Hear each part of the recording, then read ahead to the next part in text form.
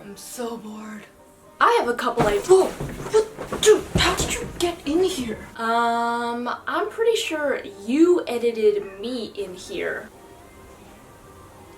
Oh. You're right. Okay, proceed. As I was saying, I have a couple ideas to cure your boredness this summer. Here. Oh, okay. By JENerationDIY. Wait, you're making me watch a video that I made. You mean that I made? Okay, I'm pretty sure we're the same person? Oh, would you just watch the video? This intro is getting way too long. Okay, let's just watch the video.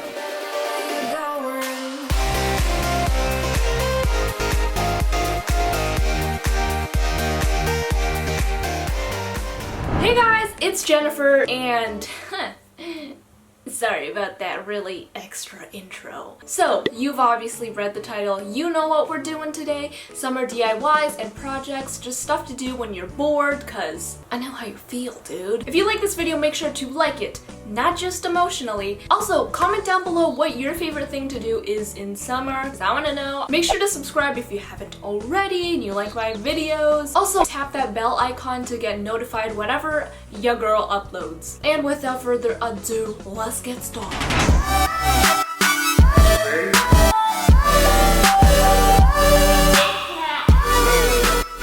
So this first project is DIY color powder or DIY Holi powder, and this is what they use for color runs. So what you're going to need for this is 2 cups of cornstarch for 3/4 of a cup of water, and I actually only mixed in 1 part of the cornstarch at first because cornstarch is really hard to mix with water. I added in about 50 drops of liquid food coloring, but if you're using gel, you don't need as many drops or squirts, I guess. Then I added in the rest of my cornstarch and mixed it all together, and I would actually recommend using gloves for this part because it's just a lot easier than using a spoon. And once you crush up all the little pieces of cornstarch lumps, you can spread it evenly within your pan and then put it into the oven for 60 minutes in total at 175 degrees Fahrenheit. And you want to take it out after 20 minutes and just give it a stir just so that all of the pieces of cornstarch have a chance to dry, and then put it back in, and then after another 20 minutes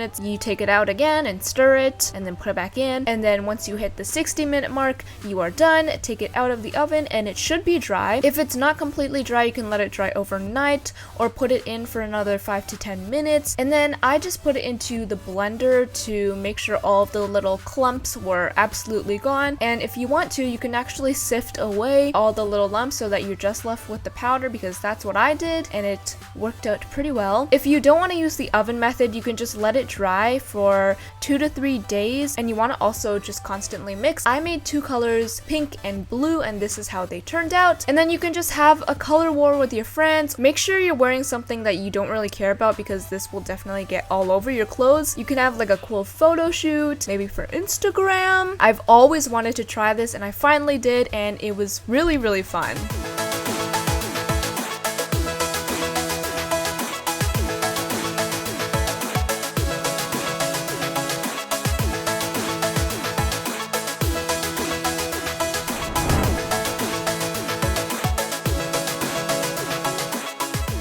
The next project is really, really cool. At least I think it's really cool. It's called light painting. I call it long exposure, like sparkler photos. I don't know if you guys have ever seen, but you can take really cool photos using lights and like draw different pictures. So I'm gonna show you guys how to do that today. What you're gonna need are some sparklers or a flashlight, a DSLR camera, and some patience. So I'm just gonna tell you guys what kind of settings I would put on my camera to achieve this kind of photograph. So you're gonna want to set your camera to manual mode. For your shutter speed, you can set it anywhere from 4 seconds to 30 seconds. It really depends on how long you need to draw your picture out. So for some of them that were simpler, like hearts, I only set it to like 6 seconds to take the picture. For your aperture or your f-stop, you can set it anywhere from 10 to 30. For your ISO, you should set it as low as possible, so 100. Play around with different combinations of settings and see what works for you. I definitely did not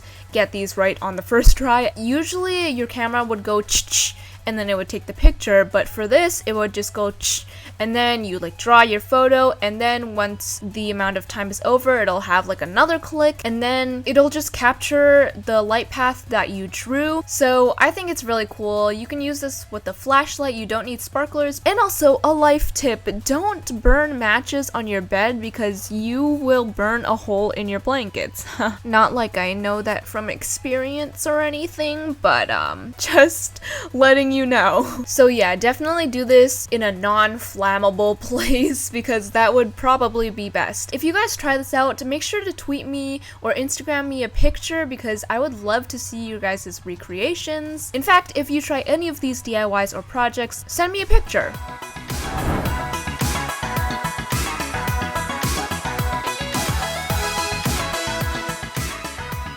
Next is this DIY rainbow Jello watermelon thing that I think is amazing. So you're going to need all the colors of the rainbow in Jello form, and I used off-brand Jello because why not? It's cheaper. So I started out with red, which is strawberry flavored. You're also going to need some gelatin. If you are vegetarian or vegan, you can use agar, I'm pretty sure. You're going to need 1 to 2 packets of gelatin per layer, depending on how stiff you want each layer to be. Then you're going to pour in just a little bit of water to kind of dissolve that. Then pour in 1 cup of boiling water to completely melt that. Then you can just add in whatever color you're using of the Jello and mix that up. I actually took a pot of cold water and then placed my bowl in there just to help it chill a little bit quicker. In the meantime, I'm going to dig out my watermelon. So I cut half of a watermelon and then just dug out the insides and put it away for later. This is the empty watermelon half, and I just poured in 1 layer of that red Jello and I put it into the fridge to cool. Once the first layer is completely hardened, you can start making the second layer. So my second layer was obviously orange. I did the same exact steps, and once it's cool enough, you can go ahead and pour in your second layer and then put that into the fridge, and then repeat the same process until you have a whole entire watermelon filled with rainbow colored Jello. Make sure that each layer is completely cured or hardened before you pour in the next layer, and make sure that your next layer is not too hot or else it'll melt the layer below. So once that was all completely hardened, I went ahead and cut that watermelon in half. And then I just cut it into slices because I thought that looked really cool. But be careful because this is pretty hard to cut. Another tip is to make sure you dry out the watermelon as best as you can so that the Jello will stick to the edges. But anyway, this is what it turned out like, and it looks really cool under the light. If you have like a lot of time on your hands, this is a great project because it takes a while, I'm not gonna lie, but I think the end result definitely was worth it because I just love it.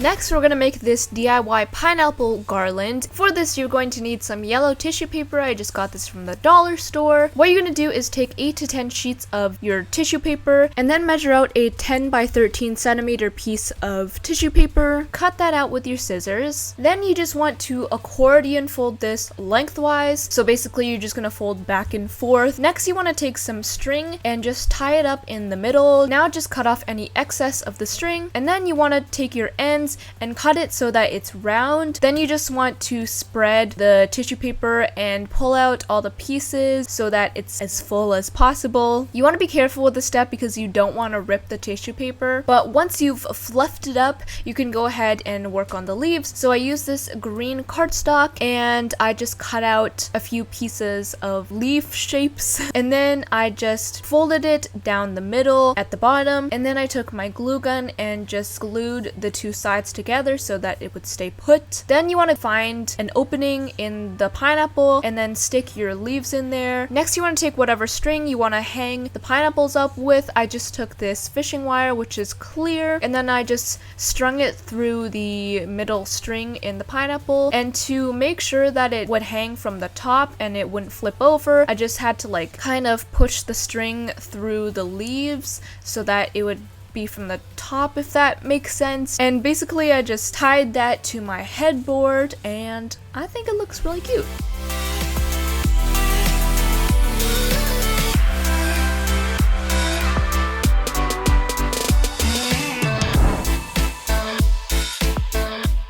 Next, we're gonna make this really cool and easy ocean in a bottle. So what you're gonna need for this is an empty pop can. I used a 2-liter one, but you can use a smaller container if you don't wanna make as much. You're also going to need some food coloring. So you're gonna fill up your can with 1/3 of water and then just put in your food coloring. I only put in about 3 drops. Then you're gonna need any kind of oil. If you want the oil to be clear, I would use baby oil. I just use some vegetable oil, and that's it. You can just like flip it around. As you can see, when you flip it, it looks like the ocean waves, and when it mixes, the color is really pretty. I think it's really, really cool.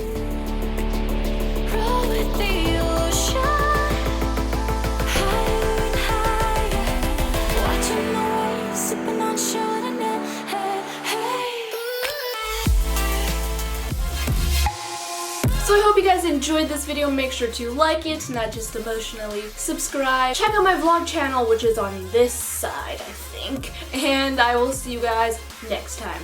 Bye!